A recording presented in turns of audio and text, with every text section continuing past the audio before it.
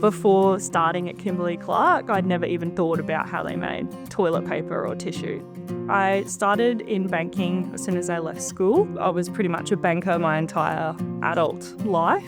So I had no manufacturing background whatsoever. But coming into this, I realised that this role is very similar. We do use, people skills and communication skills in the same way that I did. I love my crew. We get along so well. They're very genuine, very hard workers. And I think in a country town, they're just very friendly. Crew members and crew leaders have actually encouraged me before applying for the crew leader role to apply for it, and they thought that I'd be a great fit.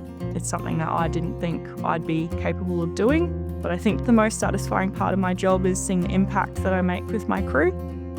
Kimberly-Clark offers a really good work-life balance. I spend a lot of time with my partner, my dog, my mum. We love to go camping. We love to go for a walk down the Blue Lake.